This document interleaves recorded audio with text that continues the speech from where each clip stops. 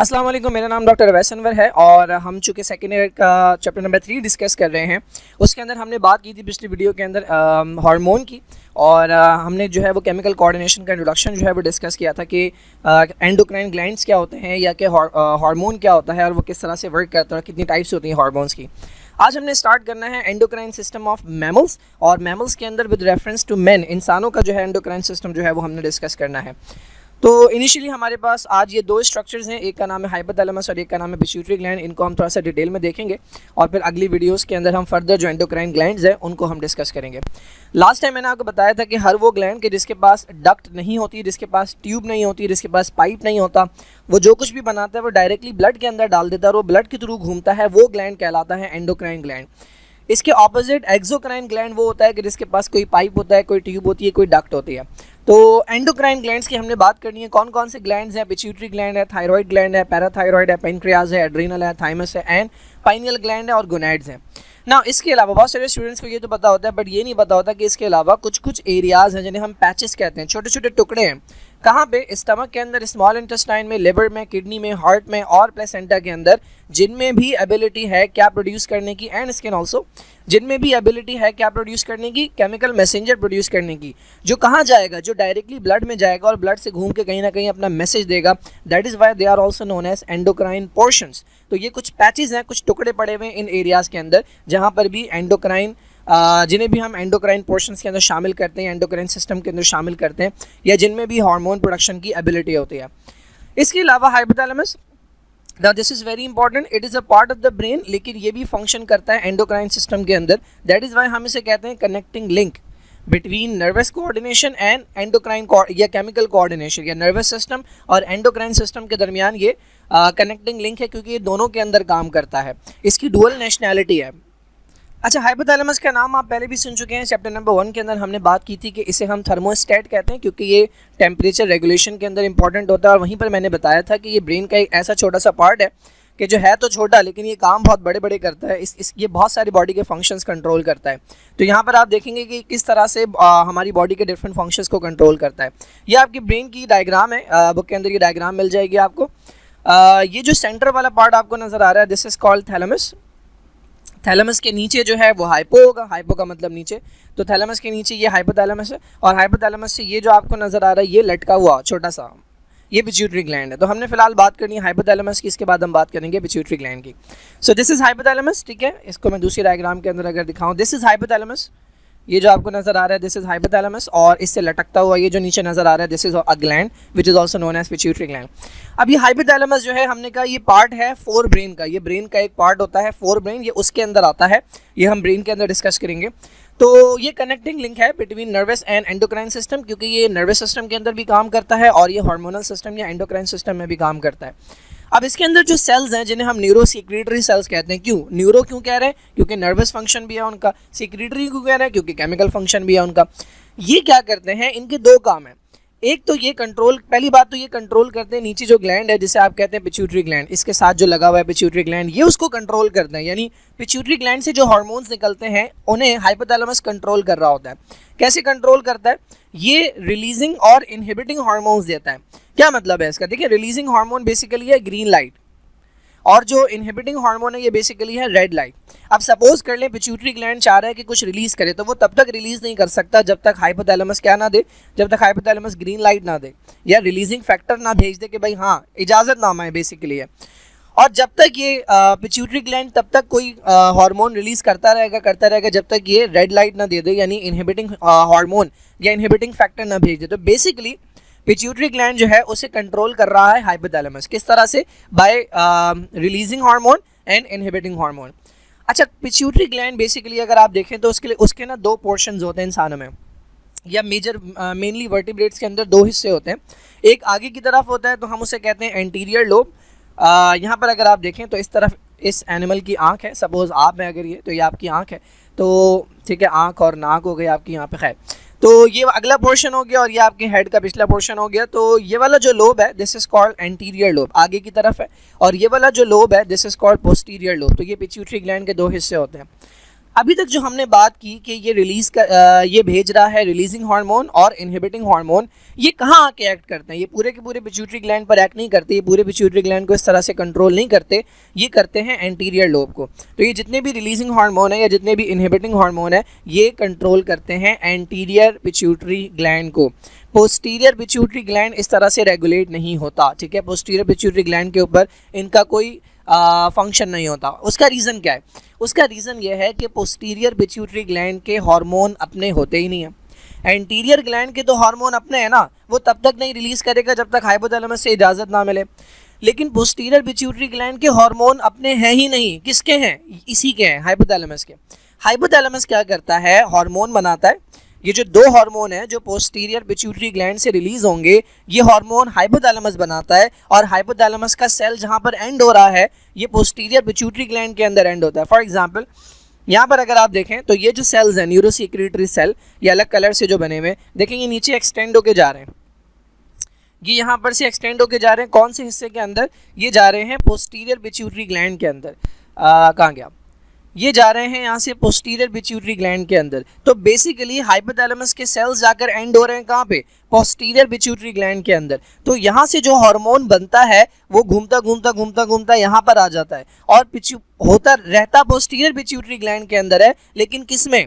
Hypothalamus के sales के ends के अंदर। तो बेसिकली ये बना भी ये रिलीज तो पोस्टीरियर से होते हैं दो हार्मोन, जिनका नाम है ADH और दूसरे का नाम है ऑक्सीटोसिन। ये दो हार्मोन रिलीज तो पोस्टीरियर पिट्यूटरी ग्लैंड से होते हैं, लेकिन ये बनाता कौन है? ये बनाता है हाइपोथैलेमस। तो दिस इज हाउ हाइपोथैलेमस जो है वो पिट्यूटरी ग्लैंड को कंट्रोल करता है। तो ये हार्मोन है ADH और दूसरा हार्मोन है ऑक्सीटोसिन। कहाँ स्टोर्ड होते हैं ये? Nerve endings. किसकी नर्व एंडिंग्स? हाइपोथैलेमस की जो नर्व एंडिंग आपको नजर आ रही है, इसके अंदर स्टोर होते हैं, और ये नर्व एंडिंग जाकर खत्म होती है पोस्टीरियर पिट्यूटरी में। तो आपको ऐसा लग रहा है कि ये पोस्टीरियर पिट्यूटरी से रिलीज हो रहे हैं, बट ये कौन रिलीज कर रहा है, कौन बना के दे रहा है? ये हाइपोथैलेमस बना के दे रहा है। तो एंटीरियर पिट्यूटरी को ये इनडायरेक्टली कंट्रोल कर रहा है बाय रिलीजिंग फैक्टर्स और इनहिबिटिंग फैक्टर्स के जरिए, और पोस्टीरियर ग्लैंड तो डायरेक्टली इसके इन्वॉल्वमेंट में ही है, इसके कंट्रोल में ही है। अब आ जाए नेक्स्ट ग्लैंड के ऊपर, जो बेसिकली मेन ग्लैंड है आपका, जिसे हम कहते हैं पिट्यूटरी ग्लैंड। अब यहाँ पे आपको नजर आएंगे दो नाम। तो पिट्यूटरी ग्लैंड का एक नाम है हाइपोफाइसिस, ठीक है, हाइपोफाइसिस। अच्छा, ये छोटा सा ग्लैंड है, मटर के दाने के जितना है, ये लटक रहा होता है बेस ऑफ द ब्रेन से, और ये हाइपोथैलेमस से अटैच होता है एक short stock of nerve fibre से, जो आपने अभी देखी। ये शॉर्ट स्टॉक है, ये नर्व फाइबर्स हैं, इनके थ्रू लटक रहा होता है हमारे पास पिट्यूटरी ग्लैंड हाइपोथैलेमस के साथ। अच्छा, इसे प्रीवियसली कहा जाता रहा है मास्टर ग्लैंड। क्यों मास्टर ग्लैंड कहते हैं भाई? क्योंकि अभी आप देखेंगे कि इसके हार्मोन्स होते हैं जो कंट्रोल करते हैं दूसरे ग्लैंड्स को, ठीक है। तो चूंकि ये दूसरे ग्लैंड्स को कंट्रोल कर रहा था करता है, तो इसे हम कहते हैं मास्टर ग्लैंड। लेकिन आपको पता है हर बाप का एक बाप होता है, जिसे हम दादाजी कहते हैं। तो दूसरे ग्लैंड्स का बाप जो है वो पिट्यूटरी ग्लैंड है। लेकिन अब हमें पता लगा कि पिट्यूटरी ग्लैंड खुद किसके कंट्रोल में है? हाइपोथैलेमस के कंट्रोल में है। तो अगर पिट्यूटरी ग्लैंड दूसरे ग्लैंड्स का बाप है, तो पिट्यूटरी ग्लैंड का जो बाप है वो हाइपोथैलेमस है, क्योंकि हाइपोथैलेमस पिट्यूटरी ग्लैंड को कंट्रोल करता है। ये मैंने आपको डायग्राम दिखाई दी, ये हमारे पास हाइपोथैलेमस है, और हाइपोथैलेमस से नीचे लटकता हुआ ये जो आपको नजर आ रहा है एक छोटे से एरिया के अंदर, this is called pituitary gland. इसको अलग से अगर देखें तो ये डायग्राम है, ये ऊपर हाइपोथैलेमस है, और हाइपोथैलेमस से शॉर्ट स्टॉक आ रही है, नर्व फाइबर की स्टॉक है ये, और इससे लटक रहा है। तो ये इसका एंटीरियर लोब है, और ये इसका पोस्टीरियर लोब है। ये जो आपको नजर आ रही है, ये हिस्सा जो नजर आ रहा है, ये ब्लड कैपिलरीज हैं, ठीक है। ये आर्टरी आ रही है, ये कैपिलरीज हैं, ये भी कैपिलरीज हैं जो सराउंड कर रहे हैं। अच्छा, अब मुझे कैसे पता लगे? सपोज कर लें मैंने तो आपको बता दिया कि इस तरफ आँख है, तो ये वाला अगला हिस्सा हो गया और ये वाला पिछला हिस्सा हो गया। मुझे कैसे पता लगे अगर मैं आँख ना बनाऊँ कि कौन सा अगला हिस्सा मैं ये मिटा दूँ, ठीक है? मुझे कैसे पता लगेगा कि एंटीरियर कौन सा है, पोस्टीरियर कौन सा? तो बहुत आसान है। मैंने आपको बताया था कि एंटीरियर जो है जो पोस्टीरियर है, उसके जो हार्मोन्स हैं वो कौन बना के दे रहा है? वो बना के दे रहा है हाइपोथैलेमस। तो आप देखेंगे कि हाइपोथैलेमस के जो सेल्स हैं वो आकर जिस लोब में एंड हो रहे हैं, देखें नीचे तक आ रहे हैं, यहाँ तक आ रहे हैं, तो ये पोस्टीरियर लोब है।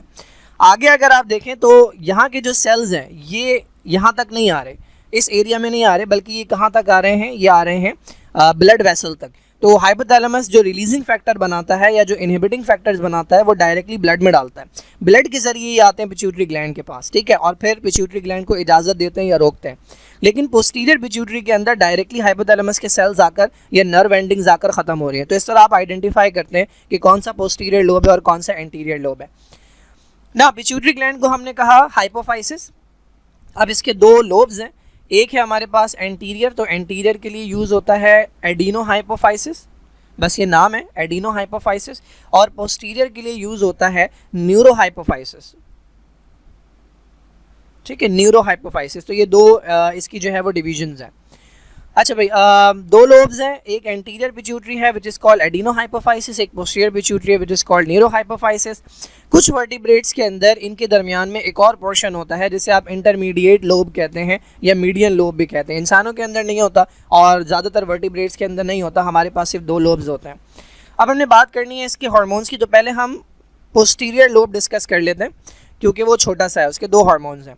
तो जो पोस्टीरियर पिट्यूटरी लोब है इसके बारे में हमने कहा कि इसके दो हार्मोन है, एक का नाम है एडीएच और दूसरे का नाम है ऑक्सीटोसिन। ठीक है, ये दोनों हार्मोन्स रिलीज तो होते हैं पोस्टीरियर पिट्यूटरी से, लेकिन इन्हें बनाता कौन है? इन्हें बनाता है हाइपोथैलेमस। तो हाइपोथैलेमस बनाकर इन्हें स्टोर कर लेता है किसमें? पोस्टीरियर पिट्यूटरी के अंदर। हाइपोथैलेमस के जो सेल्स की एंडिंग्स होती हैं वो पोस्टीरियर पिट्यूटरी में पाई जाती हैं। अच्छा, एडीएच आप पहले भी पढ़ चुके हैं, फर्स्ट चैप्टर के अंदर हमने डिस्कस किया था कि एडीएच जो है ये करवाता है इंक्रीज रीअब्जॉर्प्शन ऑफ वाटर।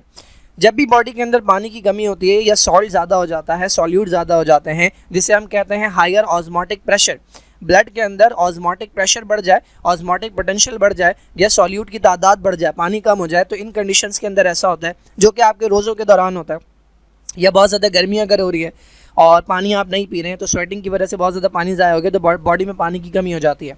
तो in that condition ADH release होता है और ये जाता है किसके पास? किडनी के पास, किडनी में जाता है नेफ्रॉन के पास, नेफ्रॉन में जाता है कलेक्टिंग डक्ट के पास और वहाँ पर जाकर वाटर की रीअब्जॉर्प्शन को बढ़ाता है। अब जब वाटर की रीअब्जॉर्प्शन बढ़ जाएगी तो पानी यूरिन से निकल के कहाँ आ जाएगा? आपके ब्लड के अंदर आ जाएगा। तो यूरिन का जो आउटपुट है वो क्या हो जाएगा? डिक्रीज़ हो जाएगा। फॉर एग्जाम्पल, पहले अगर 500 ml यूरिन जाना था तो अगर उसमें से आपने 100 ml वाटर निकाल लिया तो अब वो 400 ml रह गया। तो ये डिक्रीज़ करवाता है urine output by increasing reabsorption of water. दूसरा जो हार्मोन है हमारे पास वो है ऑक्सीटोसिन। ऑक्सीटोसिन के यहाँ पर फीमेल्स के अंदर काम दिए हुए हैं, मेल के अंदर ये एज सच इतना इंपॉर्टेंट नहीं है, कुछ बिहेवियर को रेगुलेट करता है, कुछ हद तक रिप्रोडक्शन में काम करता है, बट यहाँ पर फीमेल के जो फंक्शन है they are very important. Oxytocin का फंक्शन है contraction of uterus during labour. Uterus वो ऑर्गन है कि जिसके अंदर बेबी की डेवलपमेंट होती है 9 महीने तक। जब 9 महीने पूरे हो जाते हैं, अब टाइम है किसका? बर्थ का, पैदाइश का वक्त है। तो अब बेसिकली यूट्रस के जो मसल्स होते हैं उन्हें होना होता है कॉन्ट्रैक्ट। जब वो कॉन्ट्रैक्ट होते हैं तो बेबी आगे की तरफ पुश होता है। तो ये जो यूट्रस के मसल्स हैं इन्हें कॉन्ट्रैक्ट करवाना ये जिम्मेदारी होती है ऑक्सीटोसिन की। और मैंने फीडबैक के अंदर बताया था कि शुरू की जो कॉन्ट्रैक्शंस होती हैं वो वीक होती हैं, फिर more and more oxytocin release होता जाता है तो कॉन्ट्रैक्शंस स्ट्रॉन्ग से स्ट्रॉन्ग होती जाते हैं। दूसरा जो इसका फंक्शन है वो है release of milk from the mammary gland. अब देखिए, जब तक बेबी मदर की बॉडी के अंदर था तब तक तो उसको तमाम न्यूट्रिशन वगैरह मिल रही थी प्लेसेंटा के ज़रिए, वो जो डायरेक्ट कनेक्शन होता है between mother and the baby. अब जब वो मदर की बॉडी से बाहर आ गया तो आप देखते हैं कि एक रोप लाइक स्ट्रक्चर होता है जिसे हम कहते हैं अम्बिलिकल कॉर्ड, वो काट दी जाती है। जब वो काट दी गई तो मदर और बेबी का जो डायरेक्ट कनेक्शन था वो ख़त्म हो गया। अब बेबी को जो न्यूट्रिशन चाहिए वो उसे मिलती है ब्रेस्ट मिल्क से, माँ के दूध से।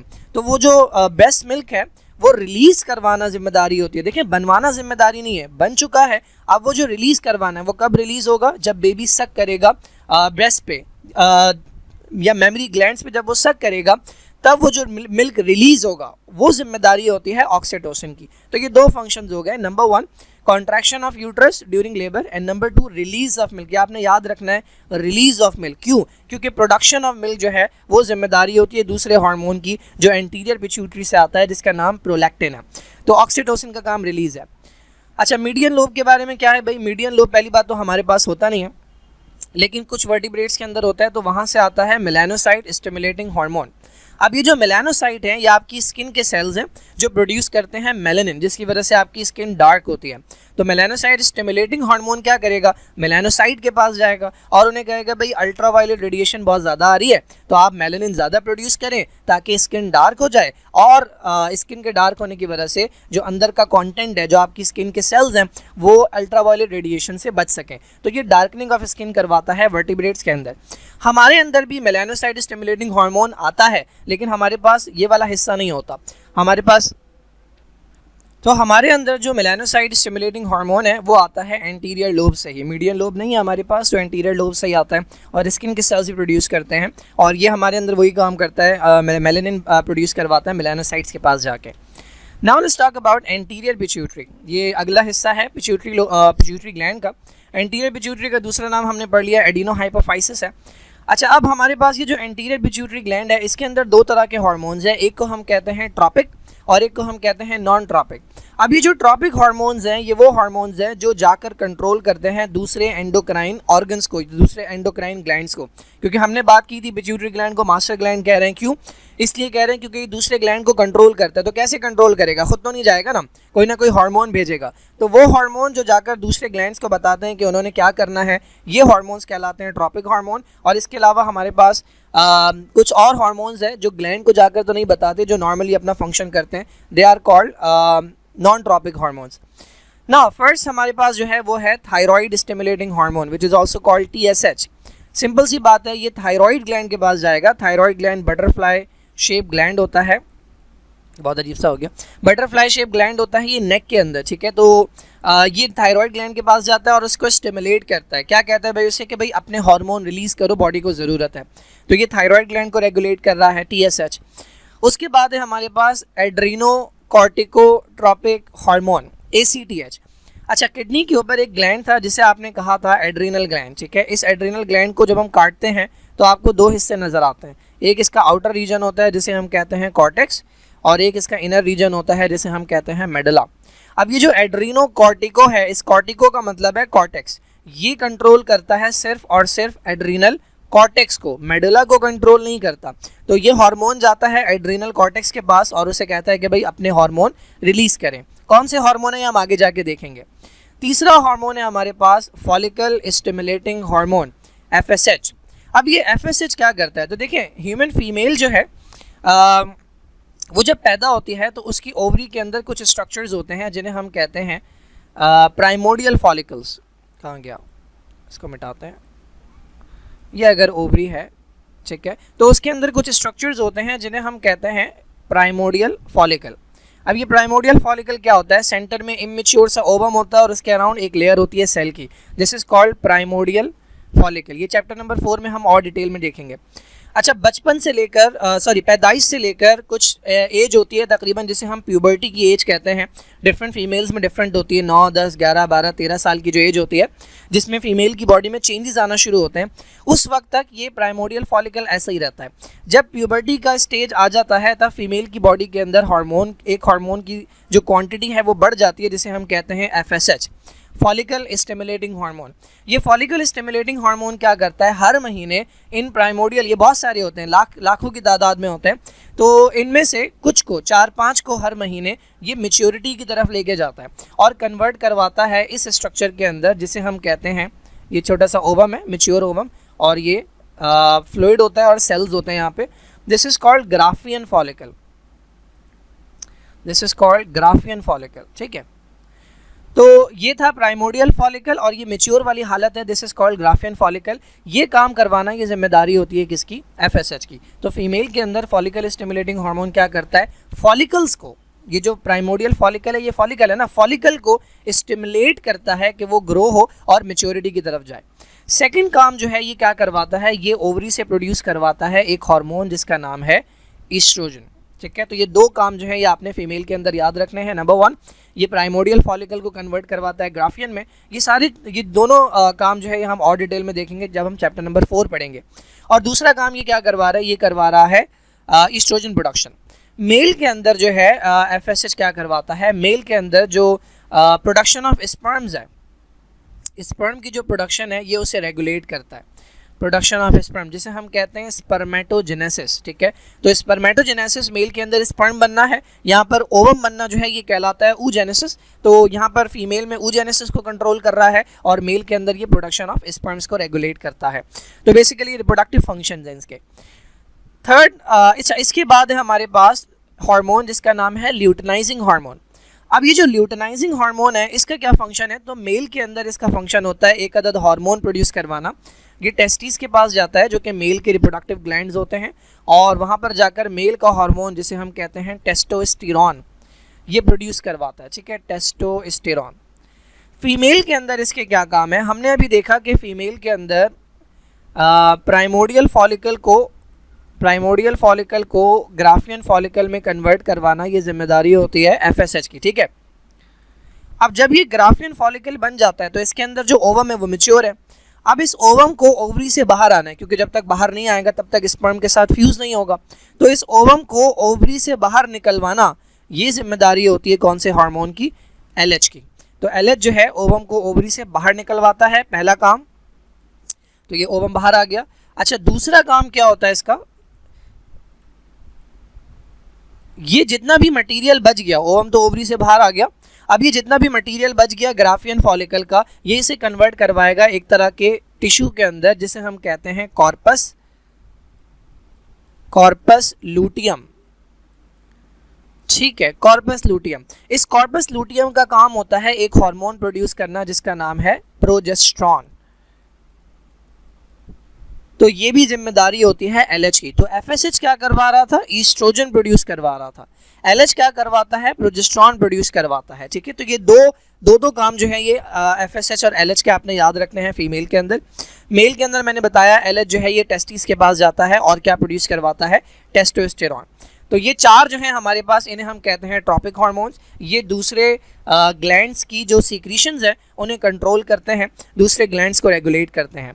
अब आ जाते हैं हमारे पास दो हार्मोन और, एक का नाम है सोमैटोट्रोपिन जिसे हम ग्रोथ हार्मोन भी कहते हैं। ऑब्वियसली नाम से जाहिर हो रहा है ये ग्रोथ करवाता है बोन्स की और सॉफ्ट टिश्यूज़ की। ये डिफरेंट टिश्यूज़ के अंदर या लिवर के अंदर ये हमारा मेटाबॉलिज्म, ये जो फंक्शंस हैं वो कंट्रोल करता है। तो सोमैटोट्रोपिन जो है ये फिजिकल ग्रोथ के लिए बहुत इंपॉर्टेंट होता है।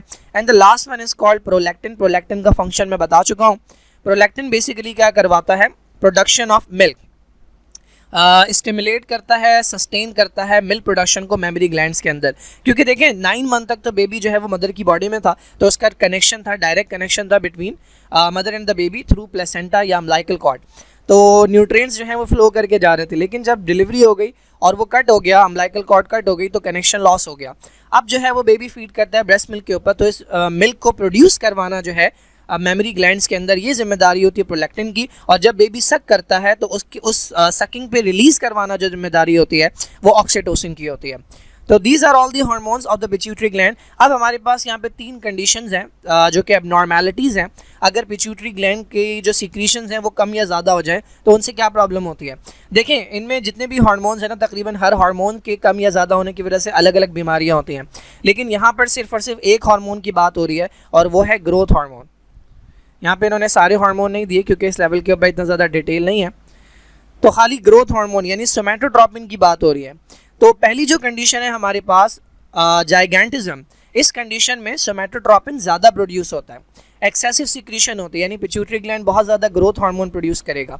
अच्छा, और ये कब की बात हो रही है? ये बचपन की बात हो रही है या जवानी की बात हो रही है? ठीक है, नौजवानी की, सॉरी जवानी की नहीं, नौजवानी की। समझ ले, बच्चा ही है। अब किसी बच्चे के अंदर अगर ग्रोथ हार्मोन ज़्यादा प्रोड्यूस हो रहा है, बचपन में अगर ग्रोथ हार्मोन ज़्यादा प्रोड्यूस हो रहा है, तो ऑब्वियसली ग्रोथ हार्मोन का काम है ग्रोथ करवाना। तो जब बहुत ज़्यादा ग्रोथ होगी तो हाइट क्या हो जाएगी? हाइट बहुत ज़्यादा हो जाएगी। तो ये प्रॉब्लम आती है जाइगेंटिज्म के पेशेंट्स के अंदर कि एक्सेसिव ग्रोथ हार्मोन की वजह से उनकी हाइट बहुत लंबी हो जाती है। अच्छा, यही हार्मोन जो बचपन में रिलीज़ हो रहा था ज़्यादा, तो हाइट बड़ी हो गई थी। अगर ये एडल्टहुड में हो, जैसे कि मुझ में हो, अब देखें एक एज होती है 22-23 साल की एज होती है कि जिसमें आपकी जो बोन्स की ग्रोथ है वो रुक जाती है। तो जितनी हाइट हो गई उतनी हाइट ही रहती है, क्योंकि बोन्स के अंदर एक अदद एरिया होता है जिसे ग्रोथ प्लेट कहते हैं। ये ग्रोथ प्लेट जो है ये 22-23 साल, फॉर एग्जांपल ये हमारी बोन है, ये हमारी बोन है अगर, ठीक है, तो ये इसका एक ऊपर वाला एरिया है, फिर ये इसका नीचे वाला एरिया, ये बीच में जो है this is called a growth plate. ये कार्टिलेज वाला स्ट्रक्चर होता है, सॉफ्ट स्ट्रक्चर होता है, लेकिन ये 22-23 साल की एज में जाके हार्ड हो जाता है। जब ये हार्ड हो जाता है तो अब यहाँ पर सेल डिवाइड नहीं करते, जिसकी वजह से आपकी हाइट इंक्रीज नहीं होती फर्दर। तो अगर 22-23 साल के बाद, इस एज के बाद अगर किसी की बॉडी में सपोज कर लें हार्मोन ज़्यादा प्रोड्यूस होने लगे, तो अब उसकी हाइट तो नहीं बढ़ेगी ना, तो अब उसके अंदर जाइगेंटिज्म नहीं हो सकता। अब उसके अंदर जो कंडीशन होती है वो कहलाती है एक्रोमेगैली। एक्रोमेगैली के अंदर ओवर प्रोडक्शन हो रही है एडल्टहुड में, जिसकी वजह से बोन्स, कार्टिलेज और दूसरे जो सॉफ्ट टिश्यूज़ होते हैं हाथों के अंदर, पैरों के अंदर और जॉस के अंदर, वो थिक होना शुरू हो जाते हैं। मैं आपको पिक्चर दिखाता हूँ दोनों की। तो एबनॉर्मली थिकनिंग होना शुरू हो जाती है, जॉस के अंदर है, नोज़ के अंदर है, या हाथ के अंदर रिस्ट वगैरह हैं, या फीट है, या फोरहेड है, माथा जो है ये अजीब सा सूजने लगता है, थिक होने लगता है, तो ये कंडीशन कहलाती है एक्रोमेगैली। थर्ड कंडीशन जो है हमारे पास दैट इज़ डॉर्फिज्म। अच्छा, अभी तक दोनों कंडीशन में हार्मोन ज़्यादा प्रोड्यूस हो रहा था, डॉर्फिज्म के अंदर जो है ये कम हार्मोन प्रोड्यूस होता है, इनसफिशिएंट प्रोडक्शन होती है। अब किसी भी बच्चे के अंदर अगर ग्रोथ हार्मोन कम प्रोड्यूस होगा तो जाहिर है उसकी जो हाइट है वो छोटी रह जाएगी। इस कंडीशन को हम डॉर्फिज्म कहते हैं। इन लोगों को डॉर्फ या आमतौर पर बोना कहा जाता है, जिनके अंदर कम हार्मोन प्रोड्यूस होने की वजह से उनकी हाइट छोटी रह जाती है। तीनों कंडीशंस में दिखाता हूँ आपको। तो ये हमारे पास डॉर्फिज्म के पेशेंट्स हैं, ठीक है, ये डॉर्फ्स हैं, इनकी हाइट जो है वो छोटी रह गई है due to low levels of growth hormone, ठीक है, ये आपने वीडियो शायद देखी भी हो। अच्छा भाई, देन वी हैव जाइगेंटिज्म। ये अगर आप देखें इमेंस हाइट है, बहुत ज़्यादा लंबे हैं as compare to the normal height, this is called gigantism, excessive hormone production की वजह से, ग्रोथ हार्मोन प्रोडक्शन की वजह से। And then this is called acromegaly. अब इस एक्रोमेगैली के अंदर अगर आप देखें तो ये इन्होंने यहाँ पे कंपैरिजन दिया हुआ है, this is a normal face, और अगर एक्सेसिव ग्रोथ हार्मोन प्रोड्यूस होने लगे किसके अंदर, एडल्ट के अंदर, तो ये फेस के अंदर चेंजेस आ रहे हैं। अगर आप फोरहेड देखें तो उसके अंदर चेंज आ रहा है, नोज़ अगर आप देखें तो उसकी एनलार्जमेंट हो रही है, लिप्स की एनलार्जमेंट हो रही है, चीक्स एनलार्ज हो रहे हैं, हैंड्स एंड फीट जो होते हैं, ये हैंड्स नॉर्मल है, ये एक्रोमेगैली के पेशेंट इनके अंदर एबनॉर्मल थिकनिंग होना शुरू हो जाती है। तो ये हमारे पास कंडीशन है जिसे हम कहते हैं एक्रोमेगैली। ये टिपिकल फीचर्स होते हैं एक्रोमेगैली के। फोरहेड अगर आप देखें तो बहुत ज़्यादा बॉसिंग हुई हुई है, बहुत ज़्यादा जो है वो स्वेलिंग हुई हुई है, ये फीचर्स होते हैं एक्रोमेगैली के। तो आई होप ये समझ आया होगा आपको।